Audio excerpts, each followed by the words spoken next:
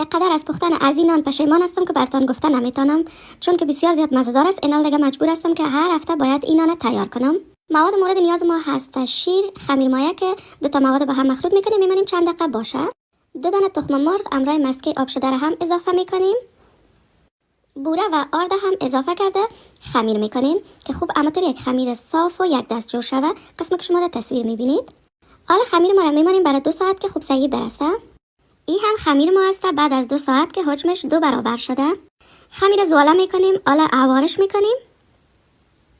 شکل شمایل جور کردن از این نان بستگی به خودتان داره که چه رقم دوست دارین.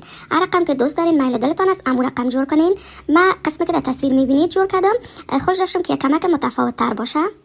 میفهمین مزه از این نان چه رقم است؟ شما فکر میکنین که همزمان روغن جوشی، نان روغنی امرای ناشتا یک طعم خاص، یک بافت خاص داره که شما رو یاد از ایام مندازه، اما از همگیش کده خوشمزه تر است. در کراهی به اندازه کافی روغن مندازیم و نانایی رو که جور کرده بودیم در حرارت بسیار کم سرخ میکنیم. حرارت بسیار زیاد مهم است که کم باشه به خاطر که مغز پخت شوه. حالا دیگه کل نانای ما سرخ شده. من از روغن کلش میارم بیرون. ببینید که چه یک رنگ مقبول بر خود گرفته. از طعم و بویش هم براتون نگویم که فوق العاده عالی هستم.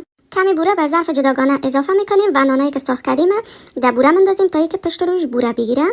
البته که اگر شما دوست دارین که شیرینیش کمتر باشه یا بوره خوش ندارین، میتونین که اصلا بوره نزنین اما تو نوش جان کنین. در اول ویدیو گفتم که من از پختن از این نان پشیمان هستم، به خاطر که این نان که اما قدر خوشمزه و مقبول و نمود و میز دسترخوان ما هسته، اما قدر چاق کننده هم هست. این هم نان ناشتای ما که دیگه آماده هسته. بسیار زیاد خوبش آمده. تشکر که ویدیو ما دیدین. خداحافظ.